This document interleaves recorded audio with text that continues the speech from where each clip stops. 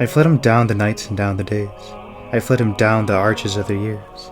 I fled him down the labyrinth way of my own mind, and in the mist of tears I hid from him, and under running laughter up his stayed hopes I sped, and shot, precipitated, down titanic glooms of chasmed fears, from those strong feet that followed after, but with unhurrying chase, in unperturbed pace, deliberate speed, majestic instancy, they beat in a voice beat, more instant than the feet. All things betray thee who portrayest me, I pleaded outlaw-wise, by many a hearted casement, curtained red, trellised with intertwining charities.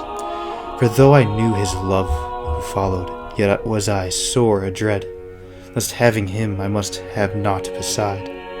But if one little casement parted wide, the gust of his approach would clash it too. Fear was not to evade his love wist to pursue. Across the margin to the world I fled, and troubled the gold gateways of the stars, smiting for shelter on their clanged bars, fretted to dulcet jars, in silver and chatter the pale ports o'er the moon. I said to dawn be sudden, to eve be soon. With thy young skiey blossoms heap me over from this tremendous lover. Float thy vague veil about me, lest he see. I tempted all his servitors, but to find my own betrayal in their constancy, in faith to him their fickleness to me, their traitorous trueness and their loyal deceit. To all swift things for swiftness did I sue, clung to the whistling mane of every wind. The whether they swept smoothly fleet the long savannas of the blue, or whether thunder-driven they clanged his chariot thwart a heaven, plashy with flying lightnings, round to the spurn o'er their feet. Fear was not to evade its love, wist to pursue, still with unhurrying chase, in unperturbed pace, deliberate speed, majestic instancy, came on the following feet, and a voice above their beat, naught shelters thee who wilt not shelter me.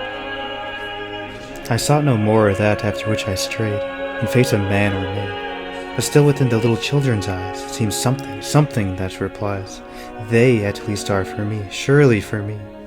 I turned me to them very wistfully, but just as their young eyes grew sudden fair, with dawning answers there, their angel plucked them from me by the hair. Come then, ye other children, natures, share with me, said I, your delicate fellowship. Let me greet you lip to lip. Let me twine with you caresses, wantoning with our Lady Mother's vagrant tresses, banqueting with her in her wind-walled palace, underneath her azure days, quaffing, as your taintless way is, from a chalice, lucent weeping out to the day-spring. So it was done. I and their delicate fellowship was one. Drew the bolt of nature's secrecies. I knew all the swift importings on the wilful face of skies. I knew how the clouds arise, spumed of the wild sea snortings. All that's born or dies, rose and drooped with, made them shapers of mine own moods, or wailful, or divine. With them joyed and was bereaving, I was heavy with the even. When she lit her glimmering tapers round the day's dead sanctities, I laughed in the morning's eyes. I triumphed and I saddened with all weather. Heaven and I wept together, and its sweet tears were salt with mortal mine. Against the red throb of its sunset heart I laid my own to beat, in sheer commingling heat. But not by that was eased my human smart. In vain my tears were wet on heaven's grey cheek, for we know not what each other says.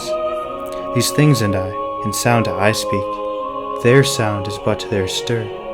They speak by silences. Nature, poor stepdame, cannot slake my drouth. Let her, if she would owe me, drop yon blue blossom veil of sky, and show me the breasts of her tenderness. Never did any milk of hers once bless my thirsting mouth. Nigh and nigh draws the chase, with unperturbed pace, deliberate speed, majestic instancy. And past those noised feet, a voice comes yet more fleet. Lo, not content thee, who contentest not me. Naked I wait thy love's uplifted stroke. My harness piece by piece thou hast hewn from me, and smitten me to my knee. I am defenseless utterly. I slept, methinks, and woke, and slowly gazing find me stripped in sleep. in the rash lustihead of my young powers, I shook the pillaring hours, and pulled my life upon me, grimed with smears. I stand amid the dust o'er the mounded years. My mangled youth lies dead beneath the heap. My days have crackled and gone up in smoke, have puffed and burst as sun starts on a stream. Yea, faileth now even dream the dreamer, and the lute the lutanist. Even the linked fantasies, in whose blossomy twist I swung the earth a trinket at my wrist, are yielding, cords of all too weak account, for earth with heavy griefs so overplussed. Ah, is thy love indeed a weed, albeit an amaranthine weed, suffering no flowers, except its own to mount? Ah, must, designer infinite, ah, must thou char the wood ere thou canst limn with it?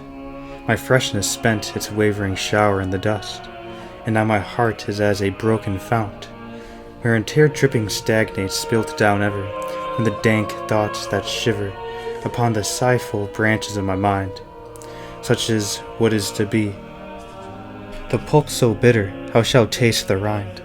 I dimly guess what time and mist confounds, yet ever and anon a trumpet sounds from the hid battlements of eternity.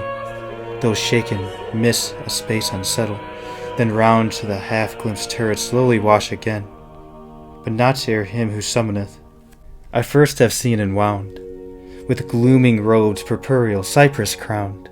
His name I know, and what his trumpet saith, whether man's heart or life it be which yields thee harvest, must thy harvest fields be dunged with rotten death?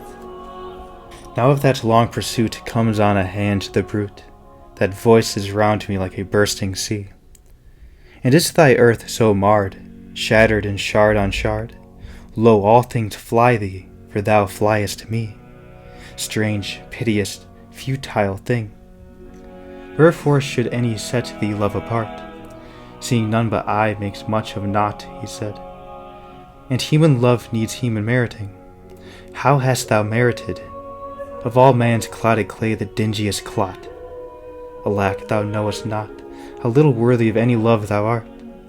Whom wilt thou find to love ignoble thee, save me, save only me? All which I took from thee I did but take, not for thy harms, but just that thou which mightest seek it in my arms. All which thy child's mistake fancies as loss, I have stored for thee at home. Rise, clasp my hand, and come. Halts by me that footfall. Is my gloom, after all, shade of his hand outstretched caressingly? Ah, fondest, blindest, weakest, I am he whom thou seekest. Thou dravest love from thee, who dravest me.